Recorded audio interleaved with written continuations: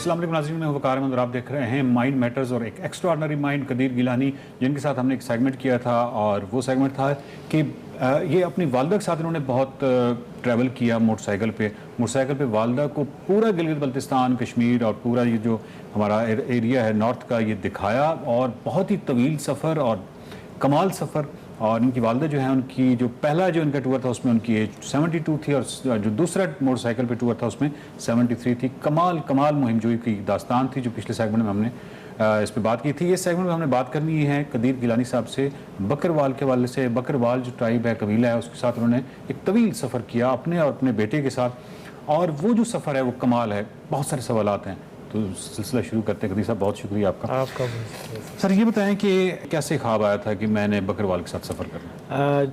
जब भी हम टूर पे जाते हैं, जिस तरह आपने पिछली सेगमेंट में बताया था कि सबका ख्वाब है ट्रैकर्स ये वो, तो मैं भी यही सोचता था कि यार ये बहुत ही कमाल की सकाफत है इनकी, क्यों ना इनके साथ सफ़र किया जाए। तो ये 3-4 साल से तो कुछ बढ़ना शुरू हो गया था। तो मैं 3 साल से यही सोच रहा था, क्योंकि मैं हर साल जाके किसी ना किसी बकरवाल से नंबर ले लेता था कि आप गर्मियों में कहाँ पे होते हैं, आप गर्मियों में कहाँ पे होते हैं। तो फिर इस तरह हुआ कि 2022 के मार्च आई तो मैंने ठान लिया कि इस साल ये कार गुजरना है। तो अल्हम्दुलिल्लाह मैं गया, उनकी फैमिलीज़ को मिला, कुछ फैमिलीज़ मतलब 15-20 से मिले, वहाँ से उनसे इजाज़त ली क्योंकि एक फैमिली के साथ चलना था।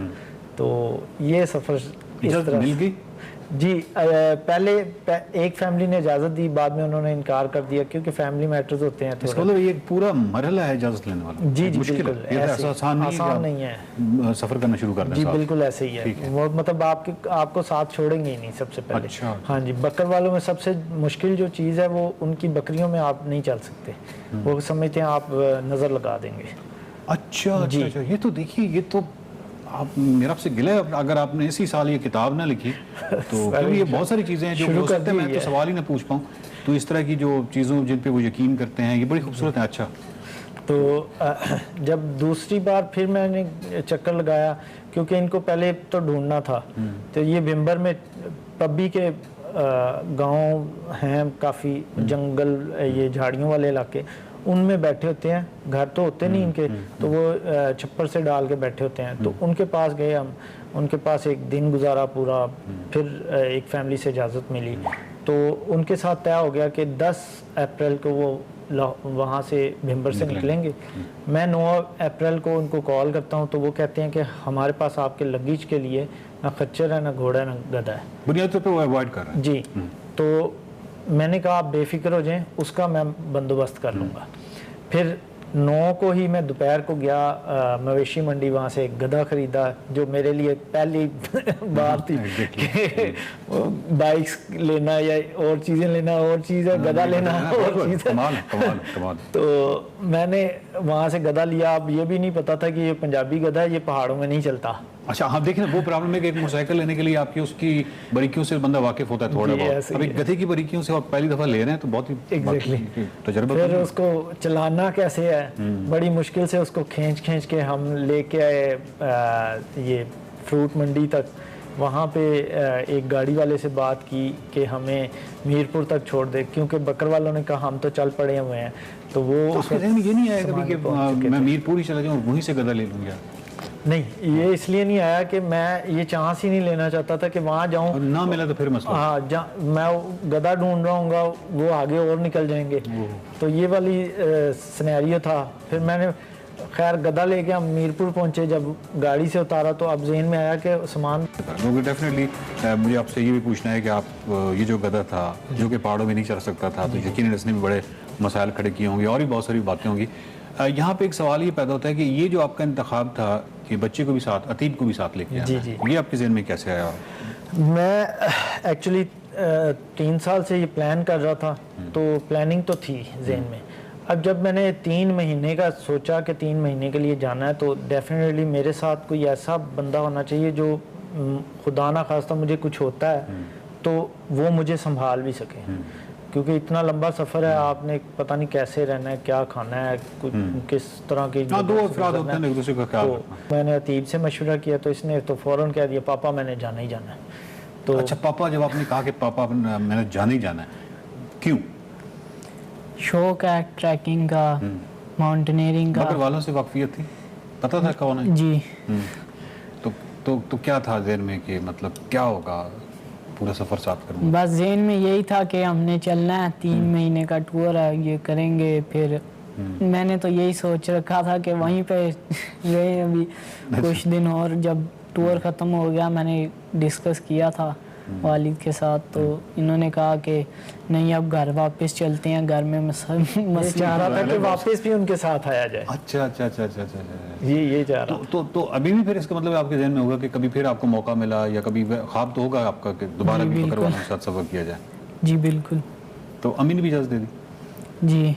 आपकी पूरी फैमिली ट्रैकिंग और ट्रैवलर है, तो डेफिनेटली इजाज़त तो मिल ही जाएगी, होगा, कमाल है। अच्छा, ये अब आप सफ़र हम स्टार्ट करते हैं, तो ये अतीब जो है आपके साथ हैं, आपने पीर साहब से इजाज़त ले लिया और आप फिर आगे निकल गए। जी बिल्कुल। अब भी आपके दरमियान में एक फासला है बकर वालों के साथ, यानी वो कोई इतना आपको उन्होंने कोई खुशदिली से वेलकम नहीं किया। एग्जैक्टली। अब ये बरकरार रहता है आगे भी? ये पहले दिन हम जाते हैं तो उनसे तकरीबन कोई 50 फुट दूर कैंप लगता है, उनका कैंप अलहदा, हमारा कैंप अलहदा। अच्छा। इसमें एक चीज़ ऐड करता चलूँ, बकरियाँ अलहदा चल रही होती हैं और कुंबा अलहदा चल रहा होता है। जी ठीक है, वो जो घोड़े होते हैं। जी खच्चर और सामान वगैरह, तो वो जाके कैंप सेट करते हैं, पीछे से बकरियों वाले आते हैं। तो जिससे मेरी बात हुई थी, इनके घर के सरबराह का जो बड़ा बेटा था उससे बात हुई थी, तो वो बेसिकली बकरियों के साथ था। ठीक है, तो थोड़ी सी ये भी प्रॉब्लम हो गई कि सबसे छोटा बेटा कुंबे के साथ था, तो वो अभी समझ नहीं सके मुझे, तो मैं को 50 फुट पहले दिन दूर कैंप लगाता हूँ। ठीक है, खाना अपना बनाते हैं। दूसरा उनके जो कुत्ते वगैरह होते हैं बड़े स्पेशलाइज्ड सुने हैं, उनसे भी उनसे तो स्पेस ज़्यादा रखनी पड़ती है। स्टार्ट में तो यही रहा कि उनके साथ भी मतलब हमें 8 दिन लग गए बकर वालों की फैमिली के साथ पास जाते हुए, कि हम उनकी जो औरतें थी उनके पास नहीं जा सकते थे, उनकी काम नहीं देख सकते थे। इसके बाद यानी कोई ऐसा ज़रूर हुआ, बर्फ़ यानी पिघली और आप उनकी फैमिली का हिस्सा बने, और उसके बाद आपका जो टूर है वो बहुत ही कमाल हो गया होगा। और इस पे बहुत सारी बातें हैं जो अभी आपसे, बहुत सारे सवाल हैं जो करने हैं। अगेन मसला ये होता है कि वक्त की किल्लत होती है, और हम इस जो सिलसिला है गुफ्तगू का इसको कंटिन्यू रखेंगे इंशाल्लाह। ठीक है, और इससे आगे फिर अतीब से भी बहुत सारे सवाल करने हैं। बहुत शुक्रिया आप लोगों का। नाज़रीन, ये जो सफ़र है ये कमाल है। देखिए कि इन्होंने जो गधा ख़रीदा वो लाहौर से ख़रीदा, और उसके बाद मीरपुर लेके गए, और उसके बाद एक पूरी स्टोरी है, बहुत ही खूबसूरत कहानी चल रही है, और इसकी बहुत सारी बारीकियाँ हैं, बहुत सारी चीज़ें हैं जो कि डेफिनेटली जब ये किताब लिखेंगे तो उसमें हमें पढ़ने को मिलेंगी, और यकीनन ये किताब लिखेंगे और उनको लिखनी चाहिए।